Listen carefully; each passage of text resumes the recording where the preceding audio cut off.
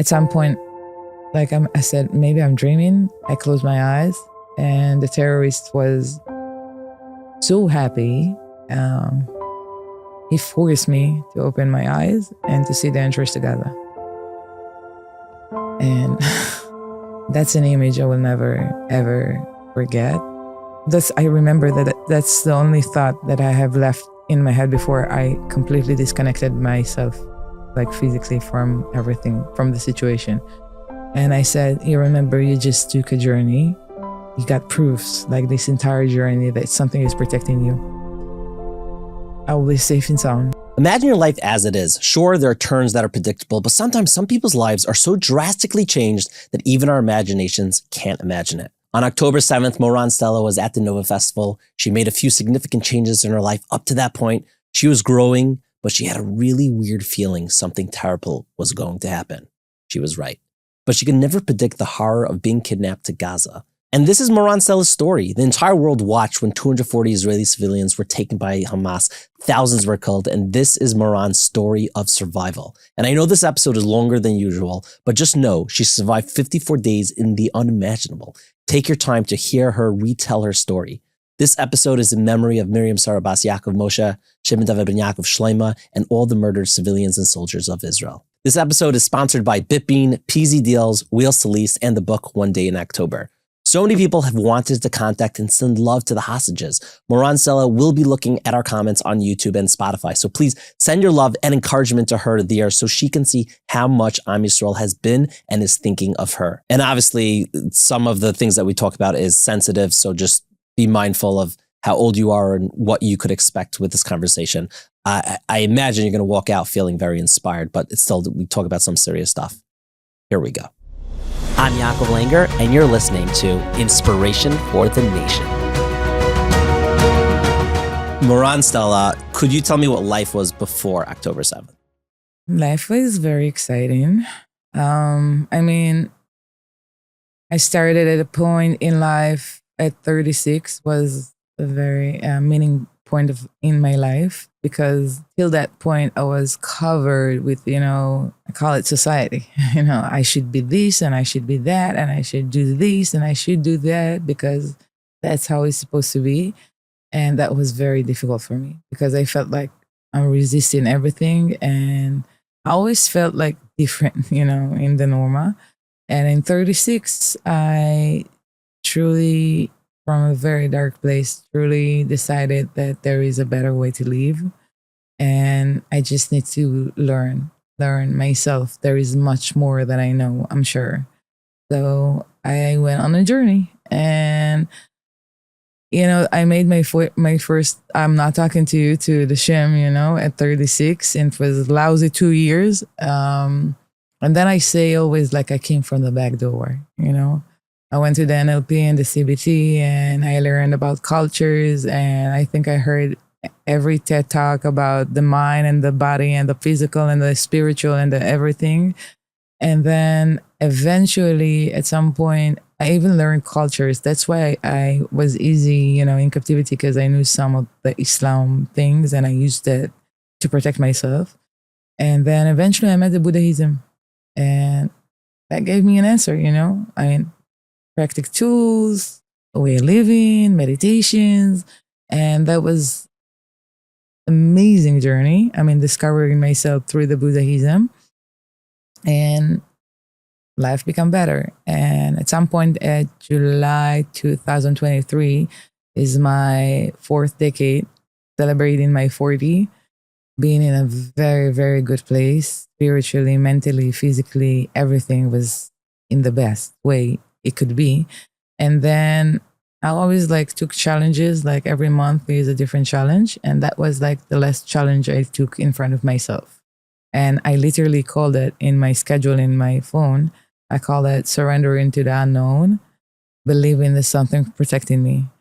And that was the meaning of that month, And I bought a plane ticket to Thailand, not knowing who I'll meet. I went by myself. I didn't close even, hotels or journey or something. I was like, I know everything will be amazing, And it was an amazing journey, amazing. And in the middle of the journey, I met this girl, and she saw my jewelries. I became a jewelry designer. I tried, like I started, and she asked me if I have a shop, if I have a website, and I said no. And she said, "Well, I'll introduce you to the Nova family. That's the best opportunity I can give to you." And I was like, "Wow, that sounds amazing." Um, so I was like very excited, but spiritually, at the end, that's the first time I'm saying it. At the end of the journey in Thailand, on the last day, I met this guy, and at that point, I felt like I'm a magician. Everything I'm asking is in my hand. I don't have nothing in my hand, but I feel like a queen, like the richest person ever. And we had a 6-hour conversation where he put my entire practical tools and my entire journey back to the Kabbalah. And then I was like, bam, enlightened. And the Torah was there first. So basically, it's again, the Buddhism is beautiful. It gives you like a lot of practical tools to life, but the base of it is back to the Torah. So, and that was, I think, about 2 weeks before October 7th. So I came back very much enlightened to Israel, straight to work on the amount of jewelries that I need to make for that festival. I've never been in festivals before, and I never work on Friday and Saturday. So everything was so weird. And I was at two hats, right before it started. I was in my peak high goddess level, and then very resisting inside spiritually. And I literally got a proof of that. 2-3 days ago in Israel, they posted new video shots of all the people in the party during the night before everything started. And, suddenly I saw myself and it hit me. I mean, when you see everybody's dancing. But when you see me, my body language was close. I'm looking to my sides. I'm not dancing. I'm like looking to my back every second to see if there is something coming. I felt so weird. And that was me before. You don't have to share anything you don't want to share. That goes without saying. But what was, you mentioned that dark period in your life. What were you going through? When I was 11, I was very, very tall, and I was very skinny, and I was boycott, in school. Like my entire school rejected me. And from that point till 36 was living in some sort of denying who I really am. Even as a child, I always say, when the parents ask the children, what do you want to be when you grow up? Everybody say, a doctor, firefighter, yeah. Firefighter, a police officer, a doctor. I said, I know it will be amazing. And they said, okay, but what do you want to do? I said, I don't know, but I know it will be amazing. I mean, and you know how easy a child has his ambitions and dreams, and he sees much more than an adult can. But then adults come and, they shut those lights down because they don't understand it. I mean, a child lives in, I want, I believe. Adult he needs. He doesn't want. He doesn't adjust really fast, That's the difference. So as a child, I was very, very optimistic and, like a daydreamer, but not. And now I can say, I'm back in to say it will be amazing because I understand it today, what I said back as a child. I mean, it doesn't matter what I'll do. I know I'll be good in it and I will be amazing and I will feel good. And that's what it is, So I know today that no matter where you put me, I'll find a way to make it good for me, And that's it. I know. So I want to ask you about October 7th, you referenced that you clearly had a feeling of some sort that something was going to come if you're like looking behind your shoulder. And you don't go into as much or as little detail as you feel comfortable. Could you take us through those moments? I mean, it came to a point that the producers came at the beginning of the night, and they looked at my shop and they said, "Wow, it looks amazing. I don't think you have enough merchandise." And I said, "What? Okay, everything is going to be sold. Amazing." And nobody came. I mean, tons of people coming to the party. Nobody comes to the market. And I started to ask the people around me, because it's my first time. It's like, is that like, this is what happening during the night? And they say, no, that's weird. I mean, usually all the merchandise are gone, like in those festivals, but nobody came to the market. And like at some point, I brought my friend with me to help me. I mean, I thought that many people will come, will need help, and literally nobody comes to the table. So I sent her to sleep. And because I don't have like amount of power to deal with her, and my bed hunches as well, So I sent her to sleep. I leave the table. I mean, I cover myself with everything I found. I remember that I searched like for an hour hot water to drink tea, because I'm not drinking alcohol and I'm not like doing drugs, and finding myself like sitting on a chair drinking tea and just looking around, And I remember that I stared at the chemical bathroom, and something like really, I don't know how to explain it, like physically, my mind told me, do not even look at that place and do not even come closer to this place. And eventually when the event started, they shot every booth in that bathroom, And I met some friends during that night, like in the market, Then eventually some of them just went to sleep. Some of them went to dance. I mean, closed the light on the table. And there was a second that I look up to the sky and I said, I know you're not working on Friday and Saturdays, but, I keep searching for ways to go home and it's not happening. So I do understand that something is happening. Can you please send me a sign? And I was physically looking up and I was physically handed with a note. I look down, I see a hand with a note, and I opened that note, and it says, there is logic in the craziness. There is no life without giving life, like the scale of life, And I was like even more confused. What do you mean there is logic in the craziness? I'm like bubbling up, I'm about to explode. I mean, then I raise my head up. I see this old lady. Her name is Mona, and she's 66 years old. She comes to all the festivals with her entire children. I mean, she's a thing, apparently. I didn't know her. And she says that before every festival, she receives messages, writes them down on notes, and she has a small wooden arc case, And she goes to parties and she picks people randomly and then she gives them notes. All the notes she gave that night was so weird. And for some people, it helped them. For some people, it like warned them what's going to happen.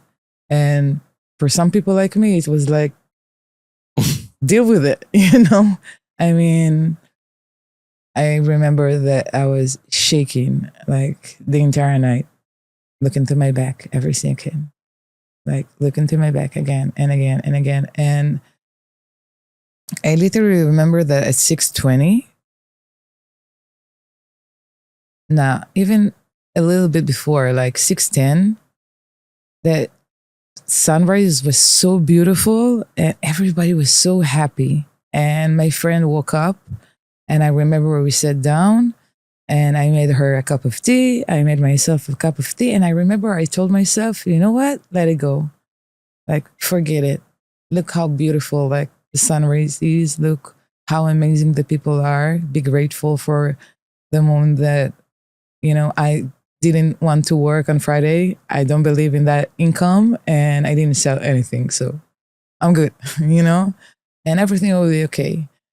And I even remember that my friend took a picture and I was standing still, but then I realized it's a video. And then I said, oh, it's a video. Okay, so let's dance. And I just started, like letting go myself.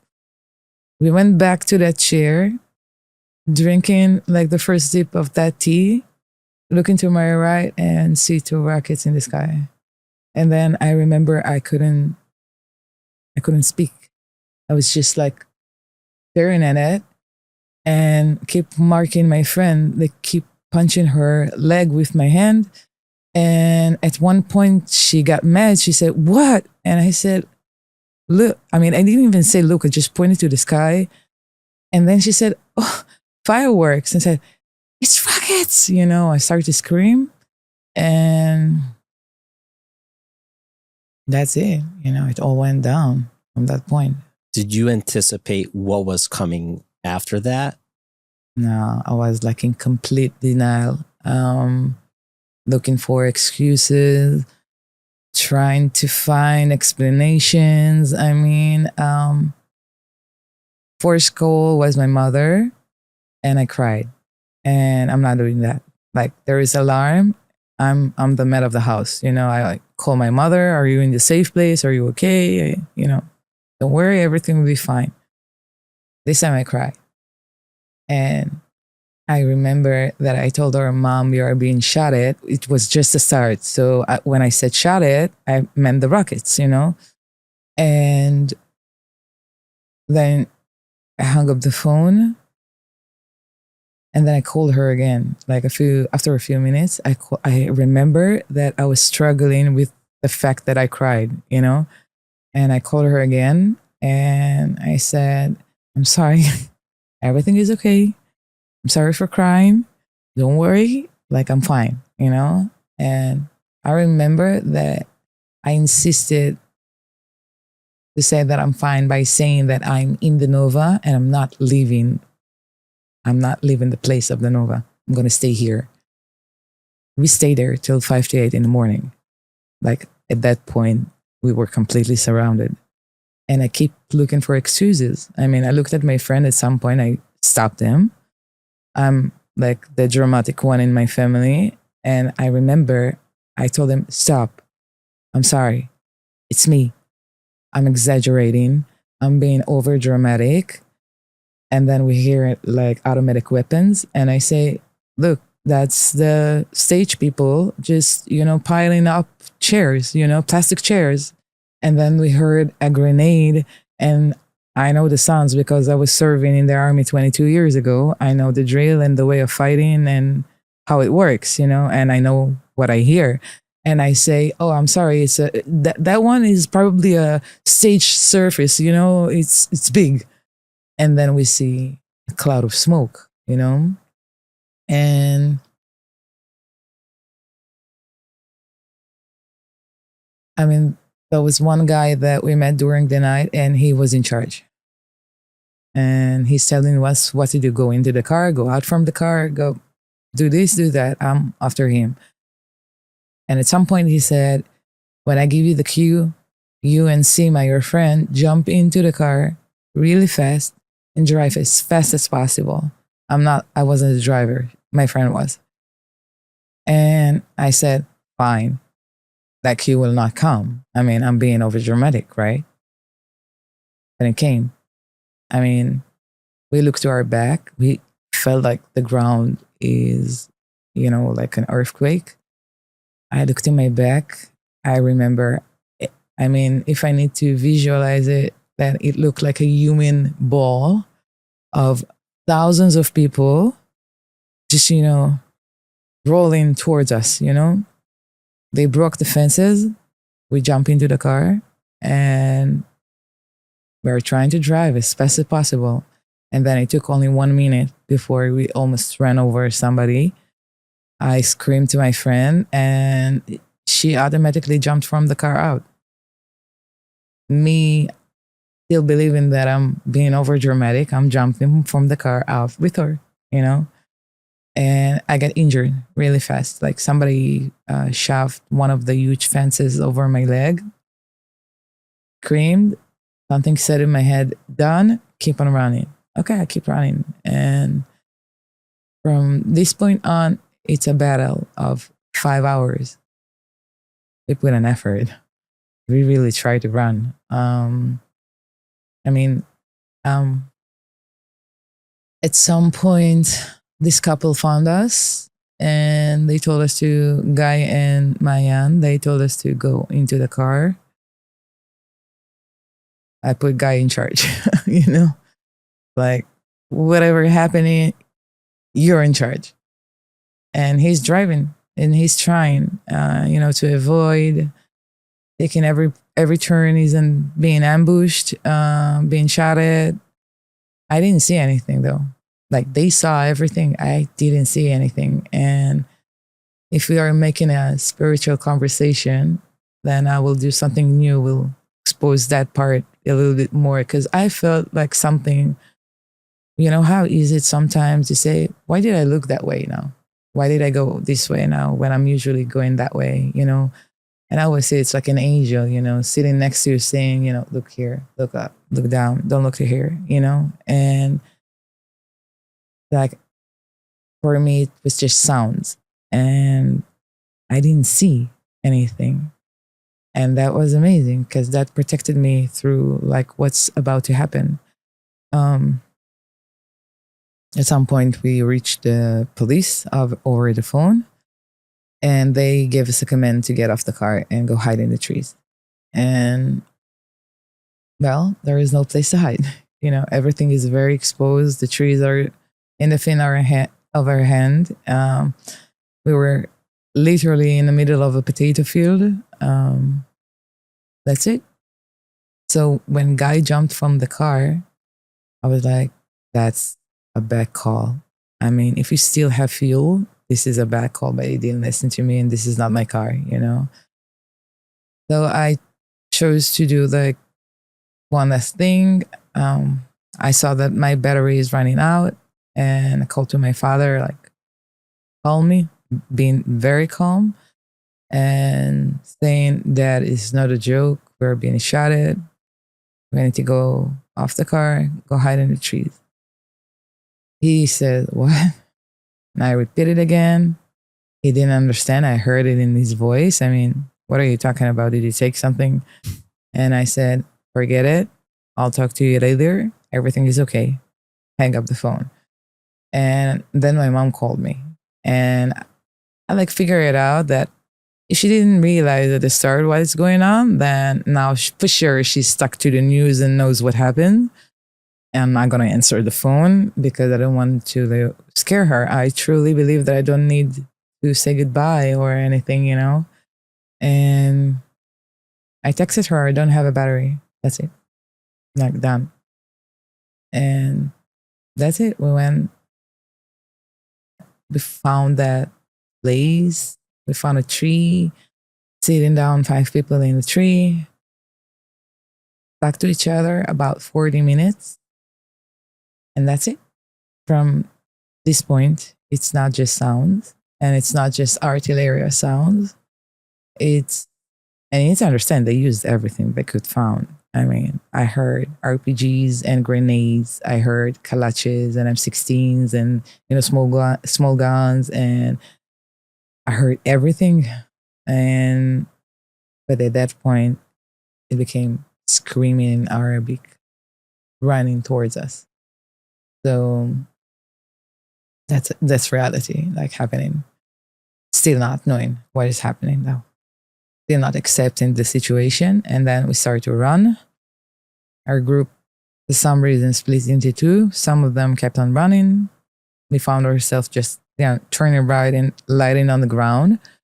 And it took me half a second to understand that we are completely exposed. They will find, whatever happens now, we will be found. I'm not sure what is happening, but they will find us. And it took another second of really, it was really quiet. That's it. 1 second. You cannot make a move because the ground is making so much noise. So everybody was still, and suddenly we heard, like you surprise a child, you do peekaboo. Like for us in Israel, it's cuckoo. And we heard cuckoo. We looked up, was a bunch of terrorists standing on top of the mountain, screaming Allahu Akbar and running towards us. In the moment that they get you, do you anticipate what they're going to do with you? No, I didn't understand what is happening, basically. So, I mean, the terrorist was closing on me, and the people that was with me disappeared. I didn't have an explanation of how they disappeared. We were close to each other, and they disappeared. And I'm talking about seconds, not that long. And I saw the terrorist closing on me, like about to beat me up in the head with an iron pipe. And I jumped and I injured. He jumped after me. And then immediately I pretended to be an Arab. So I didn't understand who they are, what they were going to do, or I didn't think I'm nothing but, started to say begging for, please don't kill me. And you're saying this in Arabic? I mean, I just said Ana el Arabia, which is mean I'm an Arabic. And then I started begging in English. I mean, I didn't know what to do, Right. I had about 5 words in Arabic, not that much. Sababa, No, Sabab is a Hebrew. I thought it was... No. There are so many words that I thought they know and they don't know. I mean, they don't know even sulha, which is an Arabic word, like literally an Arabic word. And he said at one point, okay, khalas. I stopped. And I didn't believe him, so I kept begging and he screamed, okay, khalas. And his friend came. He took a video of mine begging, very quiet, not crying, not screaming. And he said something in Arabic that I understood immediately that something is bad. And then I heard the other terrorist told him like, khalas. Well, he told him, ruch, like go. And what does khalas mean? Khalas means stop. Stop. And then the one that took the video went away, and I was left with this terrorist. And at some point, for I don't know what reason, I mean, he took my phone. He didn't touch my jewelries or my other stuff. He took my phone, and for some reason, I don't know what happened, but he decided to leave me there and leave. And then he left. So I found myself like again in the middle of nowhere. Again, hearing screaming Arabic coming towards me. I mean, there were 2. And that video was on TikTok. I mean, that's how my family found out that I was kidnapped. And now I hear like more screaming in Arabic, much louder, And then they come, and there are 10, and I'm by myself. And again, I said, like, I believed in my head. I had an Arabic necklace on my neck. Okay. I received it as a present from my Egyptian supplier like a month before. He gave it as a present to my birthday. And he said that I have to wear it. And I thought in my head, I smiled and I said, oh, that's going to be funny. I mean, I'm going to come into Israel with an Arabic necklace. Yeah, let's see the reaction, And I was wearing that necklace for a month. The reaction was, half like this, half like this. But my mother, like she's a tough Moroccan, So on the holiday evening of Sukkot, she says, take it off. And I say, not yet. I need to keep it on. So the first time they caught me, I also presented the necklace. I have a picture of it on Instagram. And I presented the necklace, it's Stella, my name is Stella. And though for the second time that I was caught, I said, I'm going to do the same. What do I have left, So I did the same. I screamed that I'm Arab. I showed the necklace. And at some point, I look at their faces. I mean, they were screaming and shouting and, making hand moves. And I was just begging for them not to kill me. But then, I started seeing their faces to see like what's going on. And suddenly I see this guy reaching a hand and say, it's okay. Kulu tamam. And I say, okay, what can I do? I'm like, okay. And then they are pulling me from the sitting place that I was and started to speak to me. I don't remember what they were speaking to me about. They asking questions, and I remember that I made a mistake. That I suddenly said that my mother is Jewish because some of them asked me where you from, and because he made a face, I understood that he was the only one that heard that I'm saying that my mom is Jewish and the other didn't. So immediately I took off that Arabic necklace and I told him Hadia, which is mean a present. Like, take the present, please, please. I'm sorry, and showing empathy and I'm with you and, this is bad. We shouldn't keep doing this and that. That's all I remember, And at some point, I remember that one of the terrorists asked me, where will he go? And I was like, you're setting me free. Okay, I'll go there, trying to point right, left, And he was the one that pointed to my leg, showing me that I'm hurt. I didn't realize that I am hurt, And at some point I said, okay, I'm fine. I'll go by myself. I'm fine. I can walk. And I remember they heard something exploded, I think, or I'm not sure what it was, but they started to run and leave me there. So I was released on the second time. And now I'm like even more confused. I mean, what's going on? I didn't see anything. I didn't know that there was terrorists inside. Keeping making excuses to the noises. Now these two groups is releasing me. Am I dreaming? And at some point I thought maybe somebody put me, drugs during the night in my tea, or I can't explain what's going on. So I decided to do the one thing that we were not allowed to do. It literally felt like in a nightmare. So I screamed. But I screamed so loud that the wrong group heard me. And I was by myself. You need to understand I don't know how to say it in English, the 400 acre. 400 acres? Like dunam in Hebrew. It means the size of the potato field. It's huge. Huge, right. I mean, there is nothing. I didn't see anyone. No terrorists, no people, no artillery, nothing. And then I felt like in a nightmare. And I chose to scream. And then I looked at my back. I see 13. 13. I counted them twice. And they're coming towards me. Don't have the necklace anymore. Something told me in my head, do not say again that you are Arab. And let go. And I remember I replied it out loud. I said, let go what? What do I need to let go? And that's it. They came. No talking, screaming, shouting. I think that 4 men grabbed me by one arm, dragged me from that tree. And that's it. Now I'm starting the journey towards Gaza. I mean, they dragged me at the beginning by foot. And at some point, one of them realized that I'm hurt by my leg and I'm stalling them. So he picked me up. Sorry. I passed something really important that I usually say in my lectures only. Think that I'm being held by 4 men on my right side and 4 men on my left side. And then the rest of them are like eagles,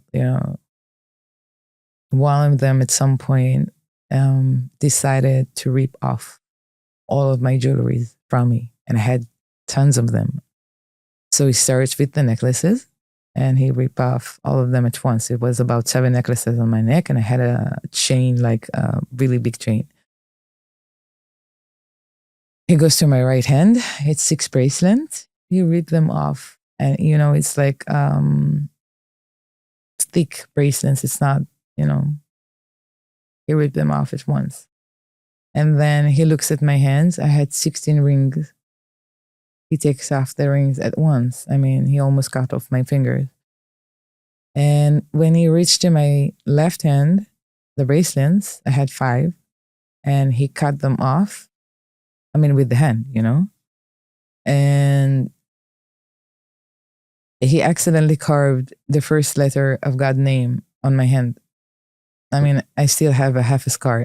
What do you mean he carved Like it? in Hebrew, it's Hey and Hashem, the Hey, the first letter. I mean, he didn't carve it intentionally. When he ripped off the bracelet, I was cut. With a hey. Yeah, I was cut. I have, like, if you see it on the sun, you'll still see it on my hand. And all I see at that point was that mark, not bleeding, completely red, like clear red.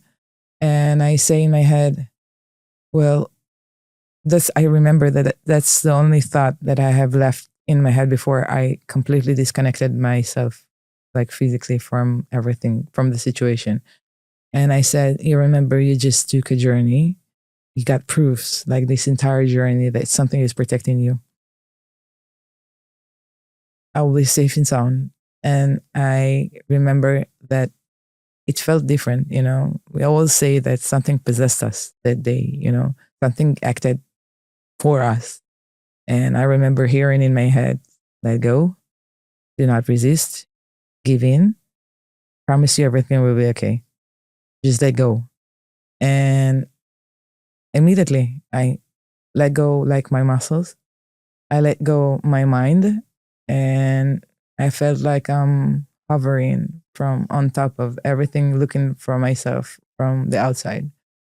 And because I was hit so much during the way. I mean, they picked me up. They started to throw me from one to another. I was hit, by the head, by the leg, by the hands, the entire way. For me, this is the worst case scenario ever. And from this point on, it's just getting worse, because I said, okay, probably somebody has to find me before they will find a car. I know if they're walking, I have more time. If they'll find a car, a problem, And then they find the car. They stuck me into the car, shoved me into the car. 11 people, 10 men, 1 me, and I don't see nobody during the way. I didn't see other hostages. And then we started to drive towards Gaza, and at some point, like I said, maybe I'm dreaming. I closed my eyes, and the terrorist was so happy. He forced me to open my eyes and to see the entrance to Gaza. And that's an image I will never, ever forget. We're seeing thousands of people celebrating in the street. I mean, they were screaming, God is great, Allah Akbar. God is great. And what are they celebrating exactly? Evilness? Am I being the trophy? I mean, again, I served in the army. I understand what's going to happen now. And all I say, like my prayer changed in my head that moment. And I started to scream, please, just one hit to the head, that I will not feel like all the beating and ripping up like my body, and just one hit to the head, a good one that I will not feel anything, And the car stopped in the middle of the car, and the door opened, and I felt somebody's trying to pull me by the leg. And I remember I resisted. Every time I tell that part, my leg like jumps, and I felt iron pipes goes into my knee. And I remember that I had like long nails at that point, and saying, you have nothing left. I mean, if somebody's going to manage to pull me outside, I'm done. So I stuck my nails on the person that I'm sitting on and saying, okay, he's a human weight. But I grabbed him so hard and he screamed. I probably hurt him. I screamed, Khalas, Shabab Arab. That means stop, that's an Arab child. Not a child, but that's what he said. Somebody closed the door. Somebody jumped into the driver's seat. And I'm being rescued from that situation. And I always say in my lectures, I'm being saved. And then I see people like, what do you mean saved? You're in Gaza. I'm being saved. I counted miracles that happened to me that day because I had no other choice, you know. I was saved so many times during the way, in the Nova, outside the Nova. I mean, looking back now, seeing the footage from the outside, understanding that I was completely exposed at all points. I mean, I could have died so many times because I didn't accept the situation, you know? And from that starter of a lynch, they took me to the hospital. And that's like the first location that we're coming at in Gaza.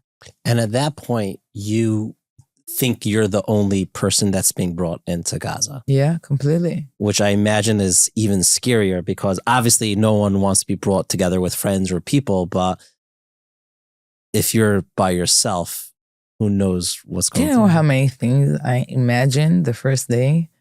I have so much knowledge in my head because I always said I got a preparation, and I watched for 10 years before the Nova documentaries about everything you can imagine regarding wars, hostages, crazy leaders,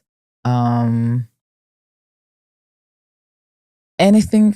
Seriously, I mean, dangerous prisoners, prisons, for cults. Anything you can imagine. I mean, just trying to understand a brain that I'm not accepting, just trying to gain tools. I remember that I had a conversation with my emotional trainer. That's the first thing she told me when I came back. Do you remember what you told me 2 days before it happened? And I said, I remember completely. Because I woke up and we talking through Zoom. So the video opened and she see me staring at something. And she said, hi, are you okay? And I was like, I don't know what's going on. That's how I started the conversation. And then I told her, you know, I kept staring and she said, what's going on? And she said, there is one dream that I don't get to remember my dreams, but there is one dream that is like reaching out every now and then. And it's a very short one, that somebody is coming to hit me. I want to defend myself with my right leg and it's not moving. And that's it. The dream is ending. And then she said, okay, that's what's bothering you? And I said, no, I also just watched a documentary again about the Holocaust because I'm a Holocaust, you know, I'm digging in the Holocaust since I was 11. I don't know why. I feel so connected to it. And I just watched a Holocaust documentary and I'm wondering in my head. And she said, what? And I said, I don't know. Could it be that Germans will walk in the street and shoot us? You know? And she gave me that face. And I remember I said, forget about the Germans. What about the Arabs? Would they go in the street and then, you know, just shoot us because they can? And I remember she gave me a face. She said, where did you get that thought? Like, why are we talking about this now? What happened? And my friends told me that I was misunderstood in that week, like in the days before the Nova, completely misunderstood. So you need to bring me back.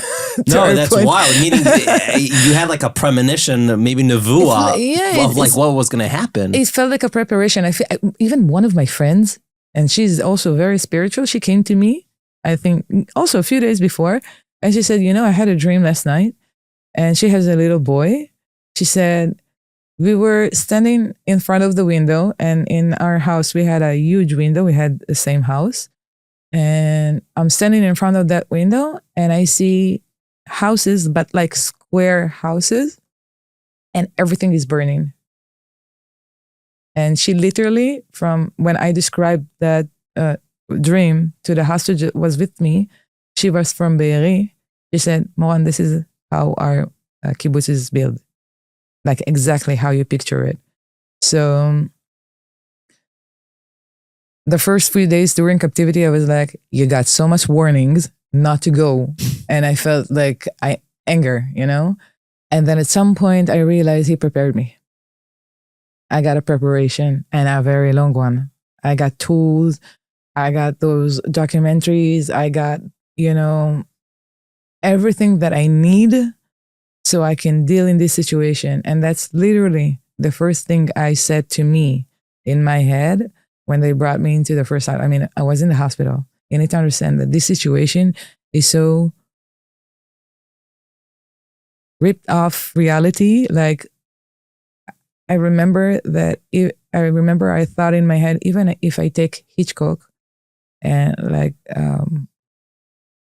I forgot all the director's name suddenly, but even if I take like the mix Alfred Hitchcock. Yeah. No, Hitchcock and more. Like Tarantino, I take Hitchcock and Tarantino, and I'll take I don't know, 2 more crazy directors, and even they will never be able to direct this kind of movie, like to create this kind of movie. I mean, it was, what is happening? I'm being taken from that lynch. They drag me into the hospital. They throw me on an iron bed in a very tiny, small room, which was packed with men. I don't know how many were they. I always say in my testimonies 40, 50, I don't remember. Was packed with men. All of them are like shoving one another to see what they brought. And I need to lie on that iron bed and shut up, not saying a word. And this guy comes and takes off my shoes, and another guy comes and takes the rest of the things from my pockets, and another guy comes and takes the rest of the jewelry from my ears. I'm like, what is happening? You have nothing left to do but disconnect from the situation, you know? And from there, they put me, the one thing they gave me an anchor is that I saw they put me a cast on my leg. And then I said, nobody will put that effort if they're going to kill me. Mm. So now I'm going to be alive for a while. I'm not sure how long, but you need to remember everything you see. And that's it.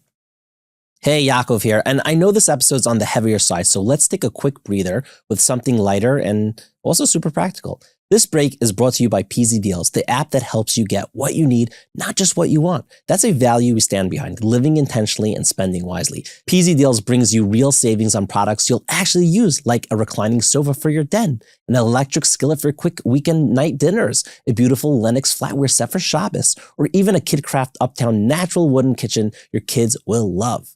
Families save thousands of dollars a year just by checking the app. It's free, it's easy to use, and it's run by people who really care about quality and value. Download the PZ Deals app today and start shopping smarter. And with PZ Deals, never pay full price again. And just before we dive right back in, and believe me, you don't even know where this episode is going. I am so blown away. But first, One Day in October is more than a book. It's a living memory. Written by award-winning filmmaker Yair Agmon and best-selling author Oriya Mevorach, this powerful and easy-to-read collection shares 43 first-hand accounts from the heroes of October 7th.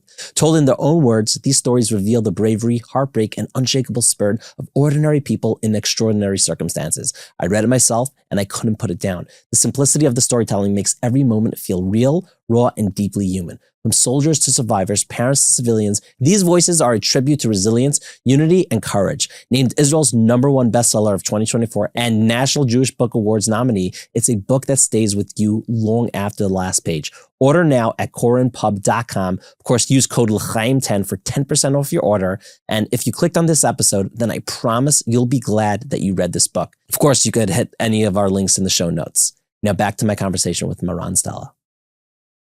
From the hospital to wherever they kept you, where was that? Where did they bring you? It was really close. Like, I remember when I came out, I remembered every turn I took, and eventually we found like the accurate place on the map. That's how your body and mind works in survival mode when you give like an order, you know. And I was very shocked of how I behaved. So they took me to the first house. I was covered with a sheet. They threw me on a mattress and taking the sheet off, and there is an investigator in front of my face, really close to me. And he's smiling, being happy. I don't know why he said it, but at some point he said, "Wala, Allah b'chibak." God loves you. I don't know why he said that. I mean, you're getting another message. It's crazy. I mean, I kept getting messages all the time. I don't tell those stories. Those stories goes inside. Like, just inside between the hostages, between the 3 hostages, because nobody understand that. I mean, even if I explain to you what happened to me, you will put a white rope, tie me up, and send me to the lunatic house, And I say, fine, that's mine. I'm gonna keep it mine. But I don't know, something in his face saying, you are safe. He said, Aman. And I didn't understand that word at the beginning. It took me a while. And Aman means safe. You safe. But I wasn't. Because eventually, he kept asking me again and again and again, where do you serve? Where do you serve? And I remember I didn't understand the question. I was still hysterical, still crying, And he grabbed my pants and he started to shake him from side to side. And then he said, where do you serve? And then I looked at my pants and just like that, stopped crying. I was wearing a green army lookalike uniform. And I was wearing army boots. And I was like, I'm done. I'm done. I mean, I tried to explain that this is fashion, and I tried to show the label of the pants, and I begged him to bring the shoes from the hospital because somebody called him and said she has army boots. I mean, I begged him to bring the shoes from the hospital. I showed him it's a brand of, fashion, but he laughed at me in my face. He didn't understand. And he said, okay, fashion. And that's it. He gave me the nickname of Zara Fashion. And that's it. That was it. He didn't believe me. And I was like, what? You don't cry anymore in this situation. I mean, if you're smart, you understand really fast that things are going to go bad. And till that point, I was by myself. So I truly believe that this is a one-person story. And after 2 hours, they brought into the room this young girl. She was barefoot, wearing her pajama, bright hair, bright eyes, bright skin. She's definitely not Arab. And that's it. I'm not by myself anymore, but I'm not allowed to talk to her. What did you feel when you saw her? Did you feel more bad that there's another hostage, or did you feel relief as well that you're not alone? Yes and yes. I mean, not really not alone. I mean, not from that angle. First of all, yes, I feel bad. She's so young. I mean, I was not allowed to speak to her on the first 3 days. So all I saw was, I didn't see how tall she was until we got up on the 4th day. I mean, she was that size, And the only sentence that the terrorist allowed me to say to her, I asked the permission. The first time he said no. I asked the permission again. And the second time he said, okay. And I said to her, if you're here, you have all the tools to deal with this situation and you just must believe. That's it. Like, that was the only thing he allowed me to say to her. And I also felt some comfort because immediately I understand the drill in the plane. When the oxygen masks go down, who do you put it first? Yourself or the person next to you? I mean, so I said thank you. Because now I know I have to protect myself if I want to protect her. So it really helped me eventually in my mind, knowing that I'm protecting somebody. It's like makes you, I can bear the punishments. I can bear the abuse. But if I was by myself, I wouldn't. Like, for her, I bear it. It's very interesting because, that idea of giving and helping someone else, because you had that instinct, you were able to help yourself. Exactly. But I was enough aware to that. So I was well aware that I can't say he sent me a present. The situation is horrible. But he gave me something so I can protect myself even more, I remember I made deals with myself. Like, the first day was contract, signing a contract, me in front of myself. You probably won't have your food. You're going to eat. And then I made a deal. I had a negotiation in my head. Yeah, but what if they will give me meat? I don't eat meat. I mean, ideology, I don't touch it. I love it, but I don't touch it. So I made literally a full negotiation in my head. What's going to happen now? I mean, I have injured leg. I was not aware that I broken also my left leg. I broken both of my legs. Whoa. But they didn't treat my left leg. So my leg is not broken. I kept walking on it.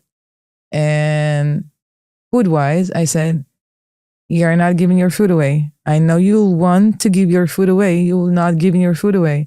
And I always stood with that because sometimes I gave my food away because I knew immediately I was an activist for animals for 4 years. I will give my everything like before I give it to myself, you know.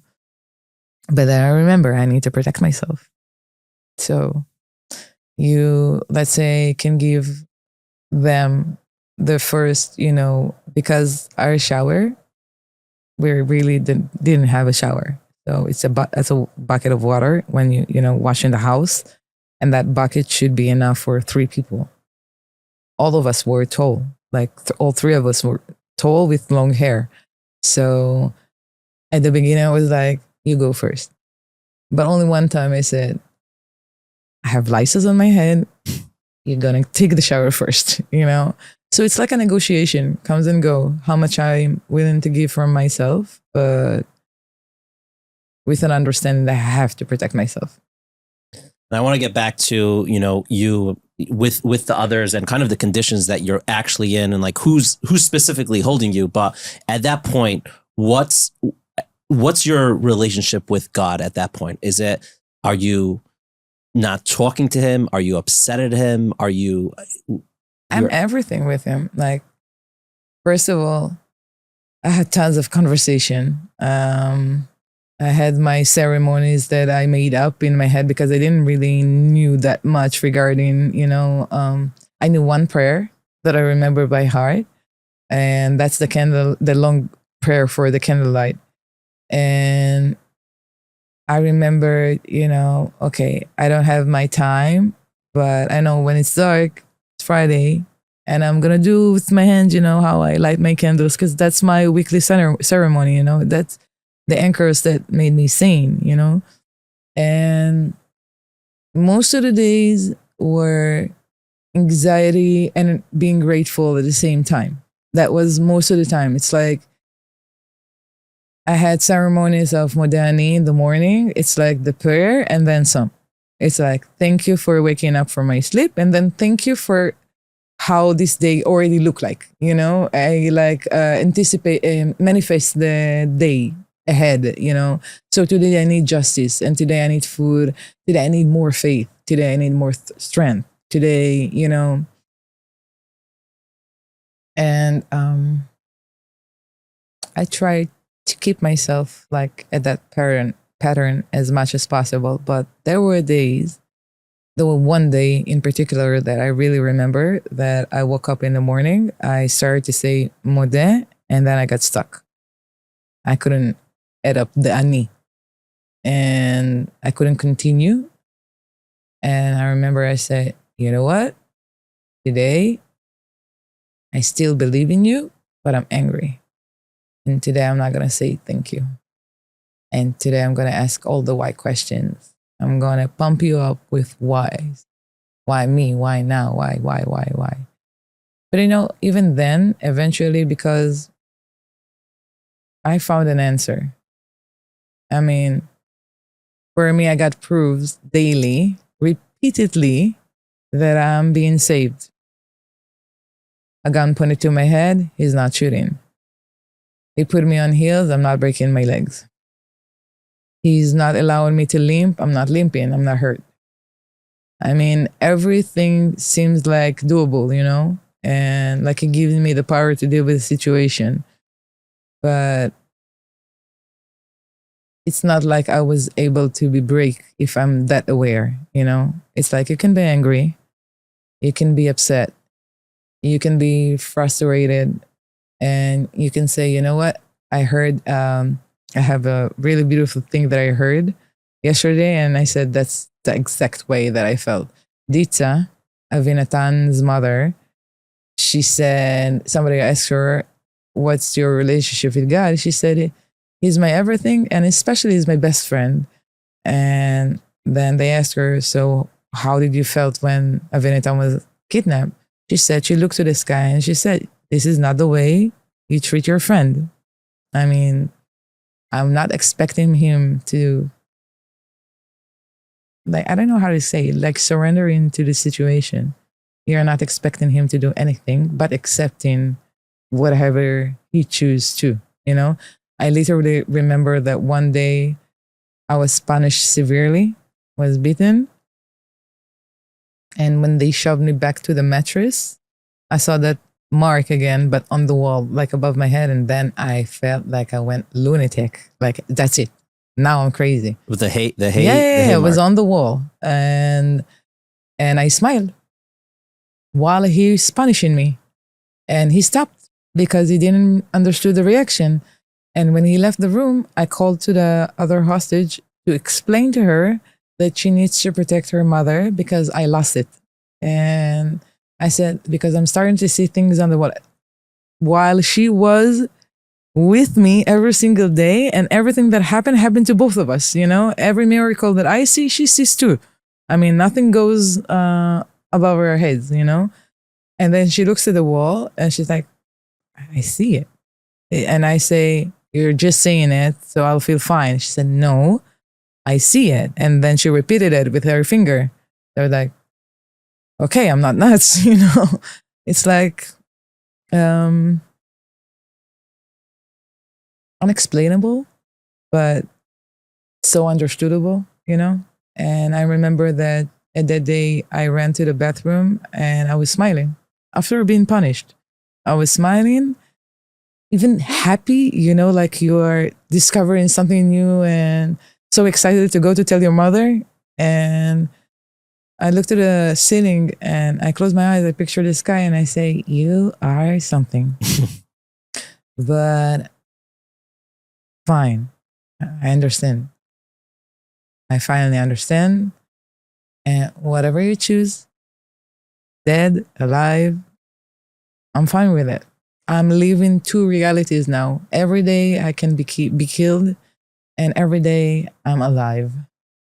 And they go both together, you know? So I'm fine with it. I'll do my best.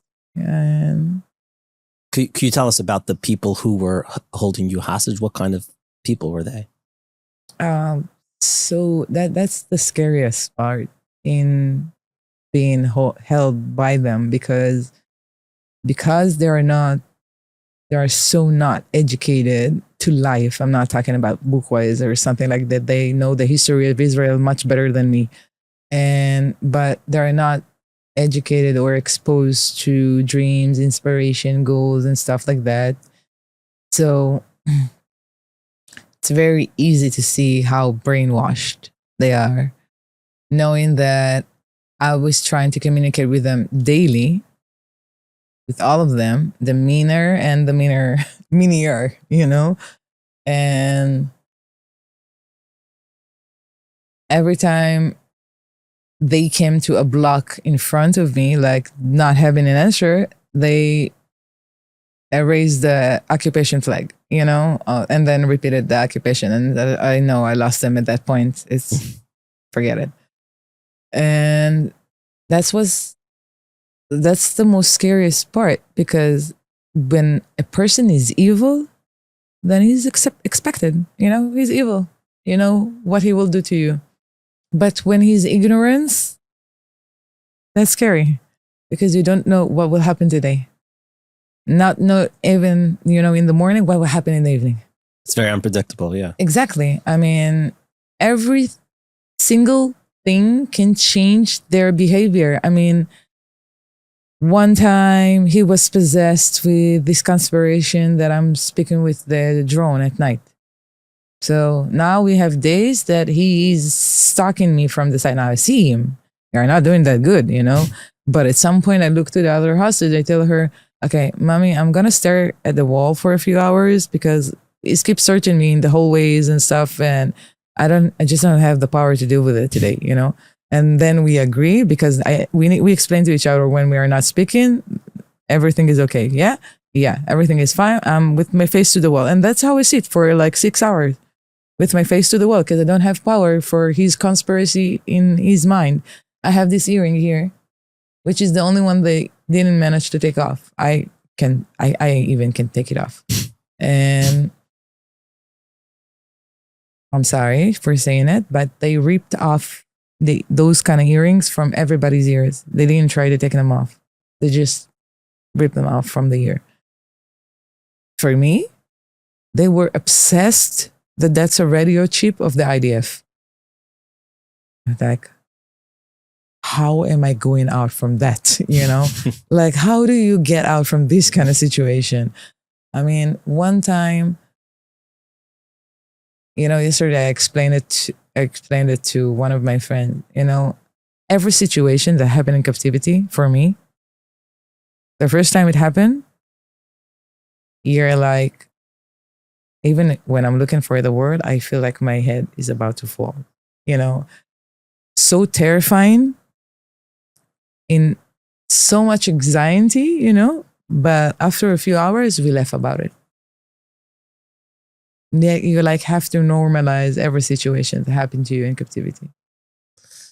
It's wild. I mean, the word that I was thinking of, and then I'm like, wait, it's similar to your name, but it's very different. Like, they're a bunch of morons. It's yeah, funny, like, I know. That's why I'm not accepting no American call me a moron. No, but yeah, I mean, you know, one day, I was in an investigator house for 4 days under investigation, and they tried to be sophisticated at the beginning and not, you know, putting me in a investigation room. They tried to manipulate me. Again, you're not that smart. I see everything, you know, and so they tried to investigate me in small conversation, you know, in the room, like when we are comfortable and everything is okay, like fine. But at one point on the third day of the investigation, they brought a new investigator. Now this guy goes into the room. I don't have another way to tell the story without laughing about it. I'm sorry. But think that was one of the most scariest situations that I had during captivity. Like truly one of the scariest one. Just because this guy is sitting in front of me, okay? Now, first of all, he looks like one of the actors of the old movies from Israel. We call it a Borekas movie, and it's the funniest movies ever, you know? So first of all, I need to deal with this situation that this guy is sitting to me, in front of me, looking exactly like that actress. His name is Yosef Shiloach. He was like a Turkish character, you know? Mm-hmm. And he had a patch on his eye. And now he starts to speak in Hebrew, and he has the accent exactly like that actor. So I'm like, you know, doing that. But then he looks at me and he asks me to tell my story. And I say, I came to the party as a vendor. I opened my shop, this, and that. And then blah, blah, blah, blah, blah, blah, blah. And you kidnapped me, you caught me, and you took me into Gaza. And he's nodding with his head like during the situation. I'm smiling to him, not to, you know, start to laugh, but I'm like smiling to him and using my calm voice, you know, thinking that he's truly listening to me. I mean, we made a breakthrough. Now they understand that I'm an artist, you know? And then he does like this. And when I stopped to talk, he said, "You're a liar." And I was like, what? And he said it in the accent of so at the beginning, I truly thought that he's like laughing with me, you know? My mind was interpreting his laughter, and I said, what? And he said, "You're a liar." And I said, "Are you serious? I'm not lying." You know, I got that tone, you know, like I'm talking with my friend. And he's like, "You're a liar."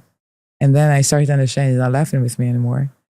Looking at me, he says, "You came to Gaza by yourself. You took off your shirt with the ranks. You throw it away. You took your weapon.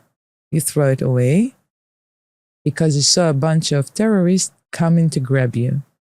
But you came alone to Gaza to find information.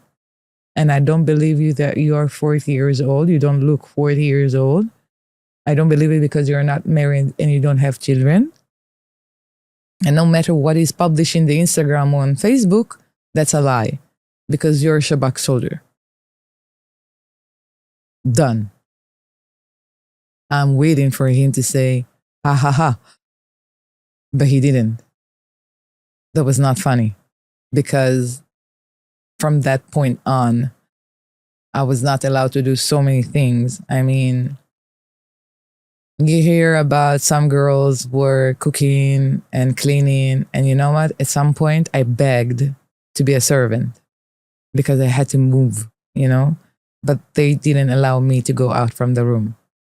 So eventually, I had to leave my world inside a closed room without knowing what's happening outside. No radio, no television. I had no information. And I need to rely on my guards with the information they give to me. And that's it. I mean, it's not funny. Of course, we laugh about the situation.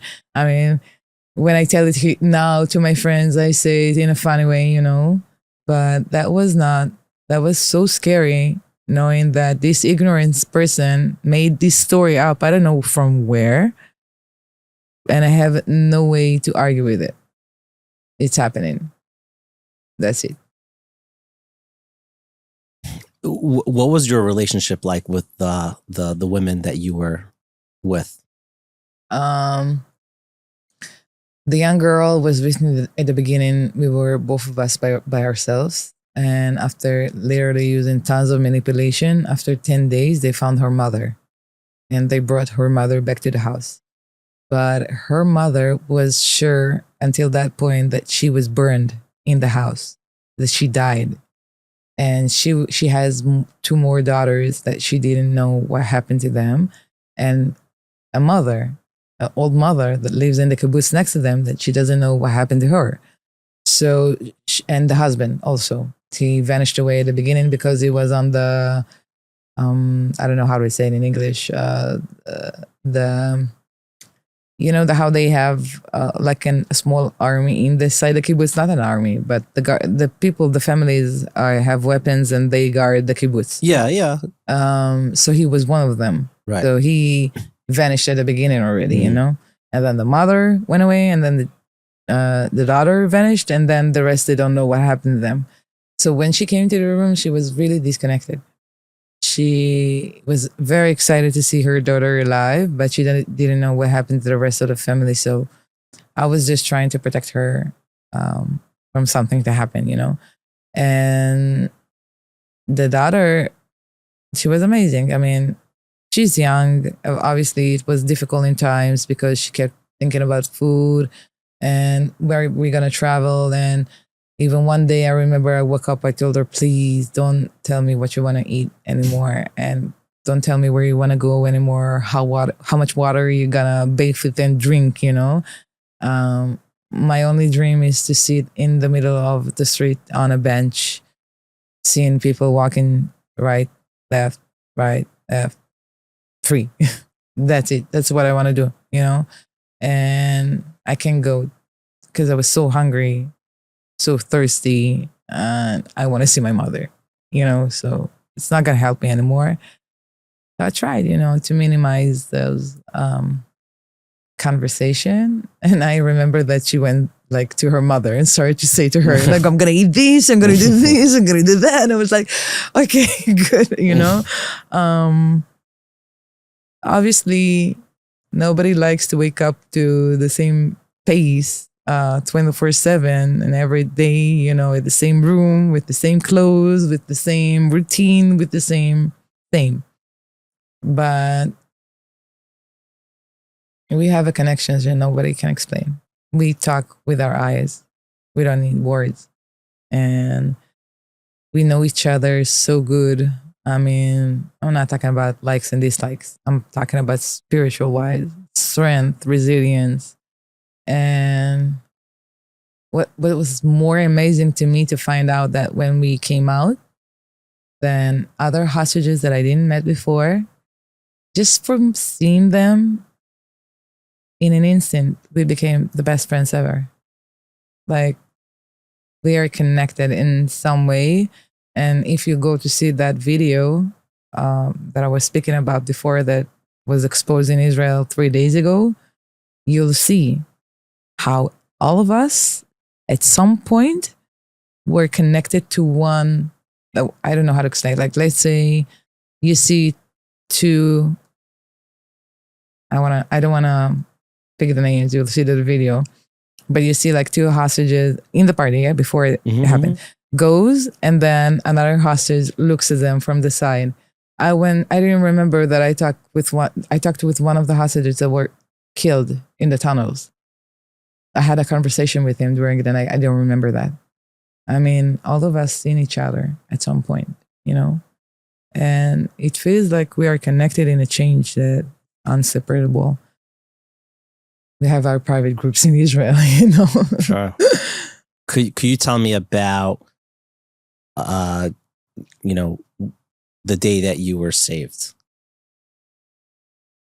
So, I was moved a lot. Okay. I was moved 5 different houses, but I was like, we have in between moves. So I was moved like 11 times. And at some point, they came to me on the day of 49 day. They came to me. They told me to put a disguise, and the 2 other hostages also. And they told us that we're going home. Everybody was so excited, me not. I don't know why. And then we started to go towards, it's a long journey of, in between houses. You can't walk the entire way, so you need to wait in a house a few hours, and then coming out, move again wait, again move. It's like, it's not going straight. So by the time that we got to the exchange point, we were not allowed to speak to one another. We were just standing next to each other with our faces looking down. And I heard the terrorists arguing with the terrorists who's supposed to take us. And suddenly I feel like he's pulling me from the back of my shirt, like, pulling me back. And I remember that I started praying like really hard in my head, repeatedly, saying, "Oh, well, I'm safe and sound. I'm safe and sound. You're protecting me. I'm safe and sound." Like, I kept saying it to me in my head again and again and again. And then the terrorist leaning, like whispering me to my ear, saying, "Not you. Not now." And dragged me back. I mean, the 2 girls were released to the house that day. I was dragged back. And so when I was released, it happened eventually after about 4 times that they fooled me that I'm going home. But I didn't believe them. And even when I saw the Red Cross jeeps, I said, somebody's going to come now. He's going to say it's a mistake, and he's going to take me back, And I remember I even wanted to run. I didn't have an ability to, but I said, okay, if somebody will come to say we made a mistake, I will run to the Red Cross and I will stand behind the person and he will protect me. Every time I give to me like a solution to the situation. Eventually I was on that Red Cross jeeps, and eventually I crossed that border. And eventually I went to sleep in the hospital bed. But even when they woke me up, I was like, I remember when every time the terrorist was about to go into the room, no matter how much I slept or not, I'm awake. Like my body sensed them before they were coming. So while I was in that hospital bed, the nurse was approaching the room. I was already awake, And I remember I didn't turn around. Like, I was staring at the wall and I was waiting to see that, what is she going to say? Is it going to be in Arabic? Is it going to be in Hebrew? And that's it. Like, that was the only time though. It happened in Israel that I was confused where I am, Okay, we are getting to a pivotal moment in this episode, and we're going to take a light break so I can introduce you to really good people. For over 35 years, Wheels to Lease has been revolutionizing the car leasing experiences. No high-pressure sales, no hidden fees, and no last-minute surprises. Just honest, upfront pricing, and a seamless, stress-free process delivered straight to your door. Whether you're looking to buy, finance, or lease, a new or used vehicle, they offer the best deals on any make and any model, anytime. Their white glove service means you can complete everything over the phone. No showroom visits, no wasted time. Just tell them what you need and they'll handle all the details from choosing a vehicle to door-to-door delivery so you can drive off with exactly what you want, hassle-free. Wheels to Lease takes pride in integrity, fairness, and making customers happy. So don't waste time. Call them today and see why families have trusted them for decades. You could call 718-871-8715 or send an email to inspire@wheelstolease.com or go to wheelstolease.com/inspire and to be sure to take care of you. And of course, you say, hey, the inspiration folks sent you their way. And legit, they're super efficient, well-priced, and kind, and reach out today. Now, likely you're listening to this on Pesach. So now I have a plan for you for next Pesach, okay?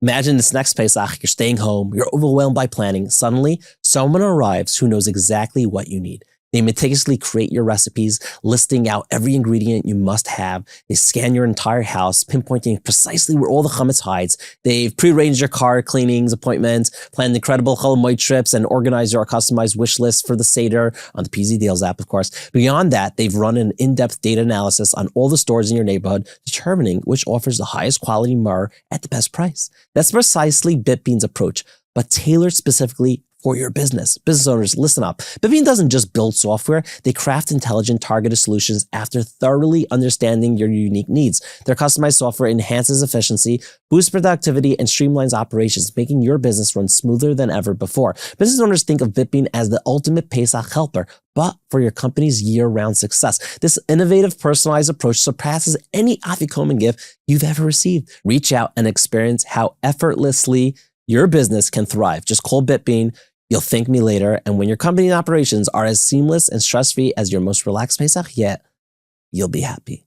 Of course, you go to bitbean.com, reach out to my friend Alex there, and they'll take care of you. Now back to this week's episode. While you're being held by the multiple places, what did you really think was going to happen? Like, obviously you don't know, but did you think they're going to kill you or did you think that you would survive? No. I thought they're going to kill me so many times because first, my imagination is very, very big.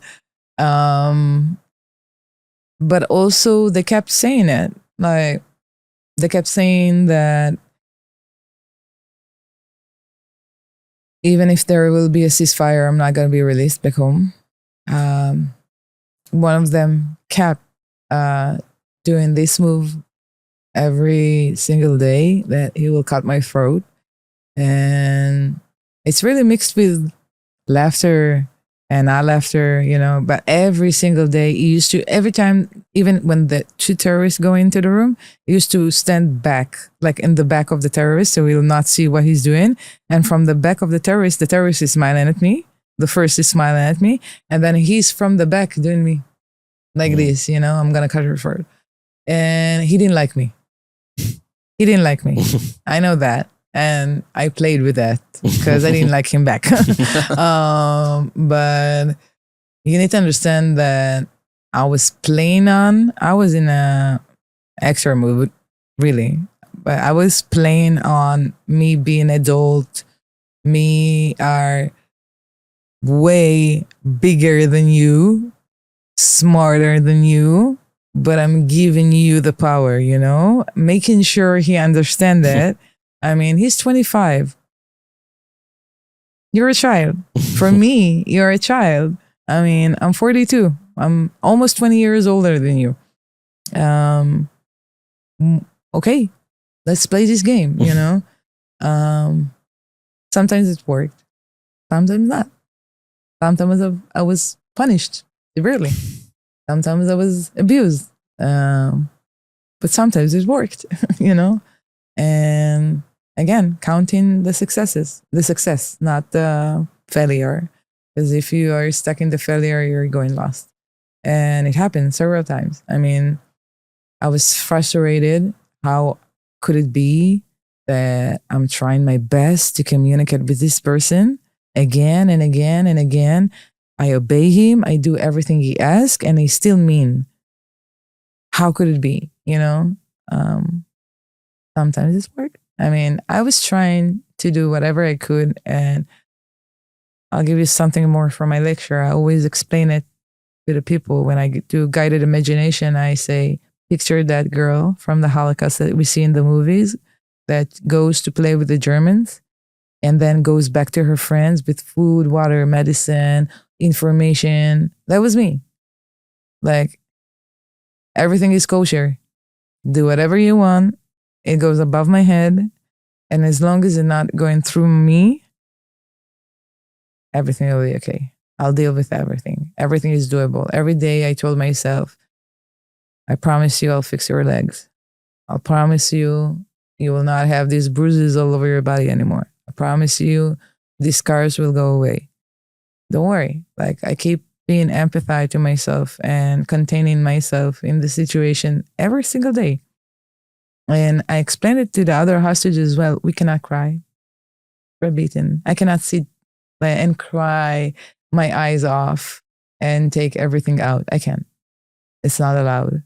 And a small cry doesn't give you, the feeling of expressing what you feel, But every day I told her, cover yourself up, take 2-4 drops, and that's it. Like, put some space in your container for tomorrow, but we will do everything in Israel. We will fix ourselves in Israel. It's not the time now. And therefore, I feel like he was on my side. I did feel pain. Yeah, obviously, hurting. But eventually, I don't have the pain memory at all. Even when the day passed, when the hour passed, I didn't feel the pain anymore. It was not there. It's not an issue. And I hear it in so many other testimonies regarding the pain. The pain is more mentally, not physically. What was it like seeing your family for the first time? I was keeping, every time they asked me, people asked me if I knew I'm going to go home. And I said, no, that was a failure challenge to take because I failed it every single time. I said 6 days, I'm going to believe in 6 days. But then 6 days passed, Oh, a week, and then a week passed and a month passed. And it's like, forget it. That's too big, So I started to picture my mother. Me and my mother were not in the best relationship before October 7th. So I decided to picture her as my best friend. I took my imagination to when Tony Robbins says, and also my professor in my school, she said as well. How does that work? For your reality, for manifest things that you want, you need to be crazy. Think about those things that will never happen. Okay, think about those and manifest it again and again and again and again. So I pictured my mother wearing like blue shirt on a black shirt, which is impossible, with the blue jeans, with the same shoes, and she's dancing. She never danced. And she's the happiest person alive. And her smile is so big like the Joker, That's not my mother. She's Moroccan. It's not happening. And then when she sees me, she will do this dance. And when she'll come, she will scream and I will scream. And then we will hug with both of our hands because every time we were laughing at my mother, she's hugging us with one hand. So I took everything and I put it possible in my head, and picture it day after day after day after day. She came to the hospital with a blue shirt on a black shirt with the same jeans that I picture in my head, with the same shoes. She did the same dance. She had the same smile and she hugged me with the both of her hands. And I didn't ask for nothing. And I felt like I had the biggest victory. Now I'm going to cry. When it's getting emotional, it's this part.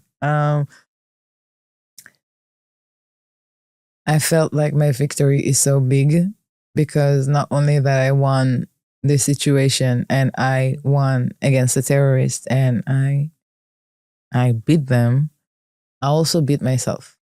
I also won in front of my own, because coming in captivity, obviously, you come in with severe limited thoughts. That's how we've been taught. And that's how we were educated. Captivity teaches you really fast. I mean, 2 months in there, it feels like 2 decades. I don't want to know how 500 days feels like. But 2 months felt like 2 decades. And I felt like I learned so much about myself. And when I left Gaza, nobody saw it. I was in the Jeep and I looked at nobody's watching and I took a look back and I was still being in my grateful mode, and I smiled and I said, probably will not come back here again. So thank you for the place. Like I leave a hotel, I said thank you to the room and the experience. So thank you for this unimaginable experience. But I won. I never win in my life. I never win when you need to choose a person. It's never me. I never will win against nothing. This time I had the best victory of my life because I won against everyone, And eventually I also received this huge trophy. In my mother is my best friend, we got so close from the situation. So for me, and I speak in my behalf because I know I didn't lost many people like others. I lost only one person, and I knew him only for 2 days, but I feel like I knew him for a lifetime, and that's Itai Spilsky. And in those 2.5 days, he tried to protect me as much as possible because I was really in bad position at that specific time. At that specific time, not only that they told me that I'm not going to be released, I was not allowed to do nothing anymore. Not even to drink, eat, go to the bathroom, and need to ask permission for everything, even to talk with the hostages. If they don't want to talk to me, I'm not allowed to speak to them. So he really tried to protect me. And I know that I didn't know him that much, but I owe him my life, I feel. And I know that maybe in my situation, I didn't lost so many people. But I really truly believe that each one in his own experience and amount. And in my story, I felt like I was blessed, like 100% blessed in any way I turned, So It's wild because obviously you didn't ask to go through that experience, but it's crazy to see you. And I'm sure if you could press the button, you wouldn't. But you're still grateful for everything you've been through. I think that only in extreme situation we understand how big we are, how strong we are, how everything is nothing. I mean, and having nothing can make you a queen, So eventually, what was my senses with him? When I was in a good place, I said, I have you, I have me, I have everything. That's it. Like, that's all I need. Because we create everything together. So I'm fine, It's crazy to hear that, like, you were, it's, maybe people see this like after their life or when you're looking at someone's life, but like everything you've been through your whole life, you mentioned when you're younger, getting bullied and not feeling like fitting in, and then going through your, spiritual adventure and then being forced into this very dark and terrible situation. But all of that was like leading up for the sequence. Yeah. To show you that whether you realize it or not, that you're bigger than you realize, and you are capable. And not only capable, people go through a lifetime without finding their purpose. How am I not? Like, I don't know how I would say it differently. I should be so grateful every single second because I found the purpose, and it's huge.